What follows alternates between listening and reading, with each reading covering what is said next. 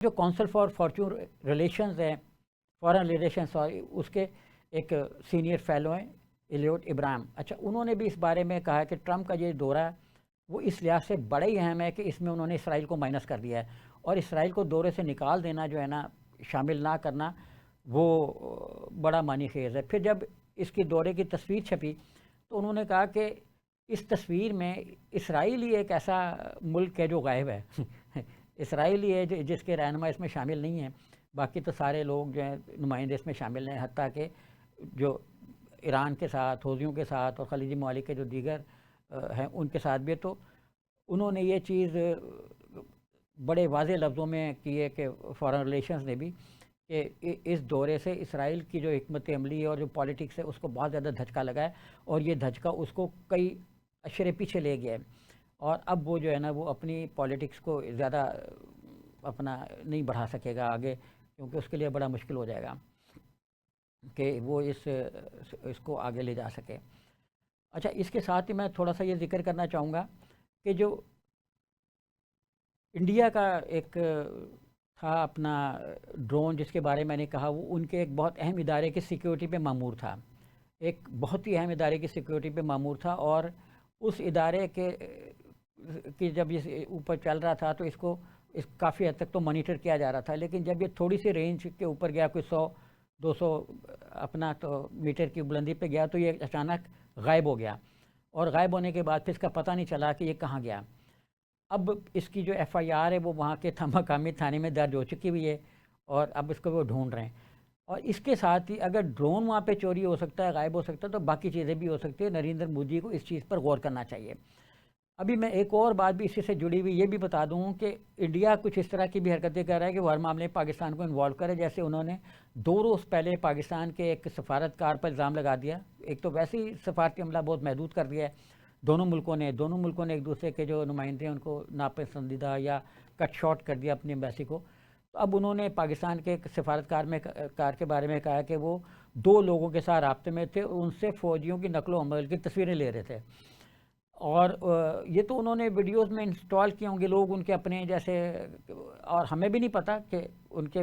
اس میں موبائل میں تھی بھی کہ نہیں تھیں. انہوں نے جب یہ کہا ہے کہ موبائل جب ہم نے دیکھا تو اس میں کچھ ان کی تصویریں تھیں، کچھ ویڈیو تھیں، اور کچھ تبادلے کا تھا، اور 15-20 ہزار روپے کے لیے یہ لوگ جو ہے نا یہ اپنا ٹیکنالوجی مطلب نقل و حمل اور جو ان کی صلاحیتیں ہیں آرمی کی، اس کے بارے میں دے رہے تھے. اب 2 عام سی عورتیں ہیں، وہ بیچاری ان کو کیا پتہ ہوگا کہ جی کون سی چیز ان کو دینی ہے، کون سی چیز نہیں دینی ہے، اور سارا کچھ سیٹلائٹ پہ اویلیبل ہے. ہماری آرمی نے بھی، ایئر فورس نے بھی جو پریس کانفرنس کی ہے اس میں بھی سب کچھ صاف صاف بتا دیا ہے کہ ہم ہر چیز دیکھ رہے ہیں. اور ویسے ہی ہمارے ریڈار چھوٹے بڑے جو ورسائز کے ہیں وہ ہم انڈیا کے اندر بھی جھانک رہے ہیں. گوگل پہ سارے نقشے موجود ہیں، ان کے پاس بھی ہیں، ہمارے پاس بھی ہیں، دنیا بھر کے پاس بھی ہیں. تو اس کو کسی بھی طریقے سے اسکینڈلائز کرنا انڈیا کی ایک شان ہے. مطلب ان کی تو یہی ہے نا کہ ایک میڈیا وار کرنا، بے پر کی اڑاتے رہنا، یہ ان کا ایک طریقے واردات ہے کسی بھی چیز کو پھنسانے کا. لیکن اب یہ سارے ریجن جو ان کے ہاتھ سے نکل چکے ہیں.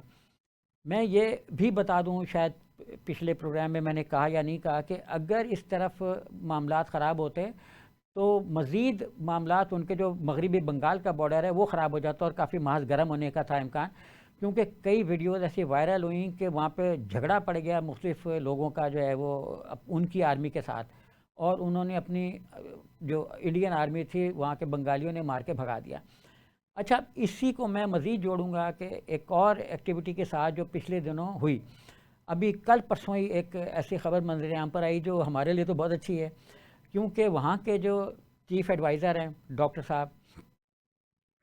ڈاکٹر حسین صاحب، انہوں نے ایک اور بیان جو پہلے انہوں نے چائنا میں دیا تھا اسی طرح کا ایک اور بیان دیا ہے. اب انہوں نے 7 سسٹر جو انڈیا کی اسٹیٹس ہیں ان کا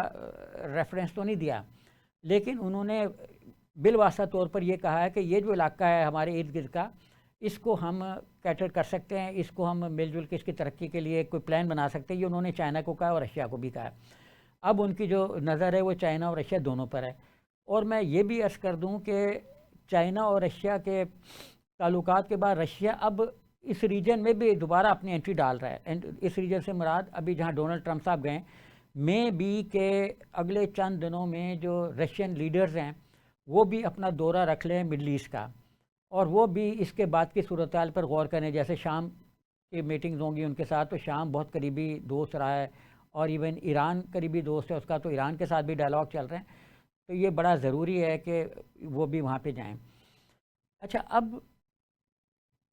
میں تھوڑا سا یہ ذکر کروں گا کہ امریکہ نے، ڈونلڈ ٹرمپ نے اسرائیل کو اس ساری صورتحال میں مائنس کیوں کر دیا.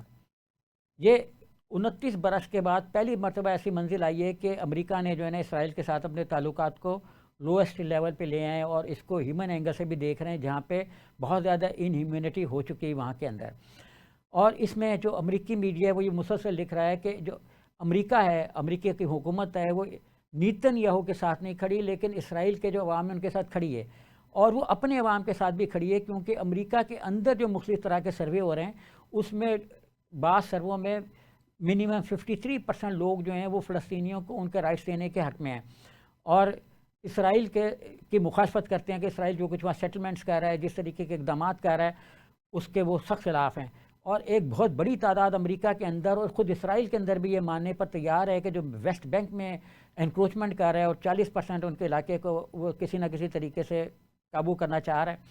تو اس پر بھی ان کے اندر، اسرائیل کے اندر بھی مخالفت ہے اور یہاں بھی ہے. اور خود جیسا میں نے پچھلے ایک پروگرام میں بھی کہا کہ بہت بڑی کانفرنس بھی وہاں پہ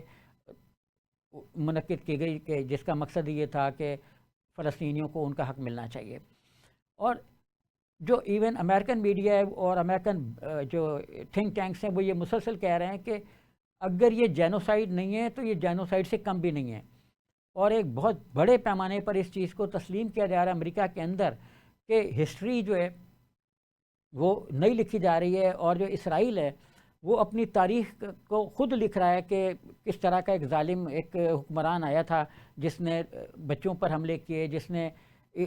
خواتین کی پرواہ نہیں کی، اور ایک پورے کے پورے سماجی ڈھانچے کو برباد کر کے رکھ دیا، راکھ کے ڈھیر میں تبدیل کر دیا. وہاں سے جو مطلب امریکہ کے اندر جو ریسرچ رپورٹیں شائع ہوئی ہیں مختلف طرح کی، اس میں صاف طور پہ یہ کہا گیا کہ ہیپاٹائٹس جو ہے وہ اس وقت وہاں کا بڑا کامن مرض بن چکا ہوا ہے، گندا پانی ہے، اور مریض کے ساتھ مریض رہ رہے ہیں، ایک ایک چھوٹی سی جگہ پر 10-20 لوگوں کو رکھا گیا ہے. تو سیفٹی میئر جو ہیں، حفظان صحت کے اصول وہاں پہ 0 لیول پر ہیں. تو وہ مرض جو دنیا میں ختم ہو چکے ہیں وہ اس وقت وہاں پہ بہت زیادہ پھیلے ہوئے ہیں. وہ 3-4 لاکھ لوگ جو ہیں وہ مختلف طرح کے سیریس امراض میں مبتلا ہیں. اور وہی لوگ یہ کہتے ہیں کہ 1000 کے قریب حملے کیے ہیں اسرائیل نے فلسطینی جو اپنا یہ ہیلتھ انسٹیٹیوشنز ہیں، ہیلتھ کے ادارے ہیں ان پر،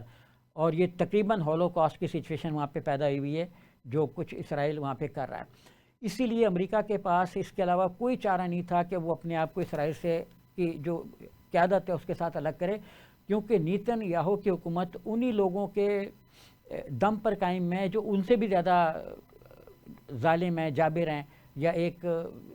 اپنا ہولوکاسٹ ان کے نزدیک کوئی چیز ہی نہیں ہے. اور خود امریکن جیوز جو ہیں وہ اگرچہ ان کی جو یوتھ ہے، جو 18 سے 24 سال کی عمر کے لوگ ہیں، وہ اب بھی اسرائیلی گورنمنٹ جو ہے اس کو سپورٹ کرتے ہیں، لیکن ان کی تعداد مسلسل کم ہو رہی ہے. اور یہ پہلے ان کی جتنی تعداد تھی اب اتنی تعداد ان کو نہیں سپورٹ کر رہی. ہاں البتہ ان کے جو ماں باپ ہیں یا ان کے جو گرینڈ فادرز ہیں، پیرنٹس ہیں، وہ سارے کے سارے اپنے بچوں سے اختلاف کرتے ہیں. ان کے پیرنٹس اور گرینڈ پیرنٹس جو ہیں وہ خود اپنی نئی نسل کے جو ان کی امریکہ کے اندر اور اسرائیل کے اندر ان کے ساتھ نہیں ہیں. اور اسرائیل کی جو نئی نسل ہے وہ تو خود بہت زیادہ اگریسو ہے اس معاملے کے، یہ ختم ہونا چاہیے. اور ڈونلڈ ٹرمپ کی ایڈمنسٹریشن نے بڑی خفیہ میٹنگیں کی کہ جو بندے رہا ہو کے گئے اپنا ادھر واپس آئے امریکہ کے اندر، اور اسرائیل کے اندر جن لوگوں کو رہا کیا گیا، تو ان کے ساتھ امریکہ کی اسٹیبلشمنٹ نے مذاکرات کیے. اچھا، مذاکرات میں ایک سب سے بڑی یہی چیز زیر بحث آئی کہ آپ نے وہاں پہ کیا فیل کیا. اور اگر امریکہ اس بیس پر کہ جتنے بھی زندہ لوگ ہیں یرغمالی وہ واپس آ جائیں اور امن معاہدہ کر لیا جائے تو کیا قابل قبول ہوگا؟ یعنی ساری چیزیں ایک طرف رکھ دی جائیں اور جنگی قیدی یا یرغمالی جو بھی ہیں ان کی رہائی کے بدلے میں امن پیکٹ کر لیا جائے تو یہ قابل قبول ہوگا. تو تمام رہا شدہ یرغمالیوں نے کہا کہ ہاں ایسا ہی ہونا چاہیے. تو ڈونلڈ ٹرمپ نے جو ہے نا وہ اسی چیز کو مد نظر رکھتے ہوئے اسرائیل کی لیڈرشپ کو مائنس کر دیا اور ڈائریکٹ حماس کے ساتھ ڈائلاگ شروع کر دیے. ایک وقت تھا کہ جب اسرائیل کی جو حمایت تھی وہ امریکہ کے اندر جو ہے وہ 62% تھی، اور یہ دور جو یہ 2010 سے 2019 تک رہا۔ 2019 کے بعد جب اسرائیل نے سیٹلمنٹس بڑھانا شروع کی، یونائٹڈ نیشن کی ہیومن رائٹس کی وائلیشن کی، وہ بتاتے رہے کہ یہ ہو رہا ہے، یونائٹڈ نیشن کو جو اس نے جس کو کہتے ہیں نا گھاس ہی نہیں ڈالی، تو اس طرح کے اقدامات کے تو گرنا شروع ہو گیا، اور 62% سے گر کے 2025 پہ جو ہے وہ 45-46% پہ آ گئی ہے، اور اتنی کمزور حمایت جو ہے وہ 2021 کے بعد سے کبھی بھی نہیں رہی۔ اور اس کے برعکس جو فلسطینیوں کی حمایت تھی وہ اس وقت جو ہے حمایت باقاعدہ جو لوگ فلسطین کے ساتھ کھڑے ہیں وہ امریکہ کے اندر 33% لوگ ہیں، یعنی 1/3 لوگ ہیں۔ یہ وہ ایلیمنٹس اتنی بڑی تعداد میں ہے کہ جو کسی بھی الیکشن کا نقشہ بدل سکتا ہے اور کسی بھی جگہ پہ کچھ بھی کر سکتا ہے، اور یونیورسٹیز کے اندر جو ان کے ینگ لوگ ہیں وہ تو اس سے بھی زیادہ ہیں۔ اچھا، اس کے بعد جو بہت سے لوگ ہیں جو 2 نیشن وہاں پہ جو تھیری ہے، 2 ملکوں کا جو ایک ہے اس کے حق میں ہیں، اور بہت زیادہ تعداد جو ہے وہ یہ چاہتی ہے کہ اس بارے میں فلسطین کو ایک الگ مملکت کے طور پہ تسلیم کر لینا چاہیے۔ اور اس وقت بھی جو پیو نے ریسرچ کی ہے، ان کا بہت بڑا سروے ہوتا ہے پیو ریسرچ کی جو ہے، انہوں نے یہ بتایا ہے کہ جو 53% امریکنز ہیں وہ یہ سمجھتے ہیں کہ اسرائیل جو ہے وہ بڑا جبر کر رہا ہے اور وہ اسرائیل کی مخالفت میں چلے گئے ہیں، حالانکہ یہ تعداد 2022 کے پول میں صرف 42% تھی، یعنی ان کا گراف 11% گر گیا اس ایک چھوٹے سے پیریڈ میں، 1-1.5 سال کے اندر اندر یہ سارا گراف ان کا نیچے آ گیا۔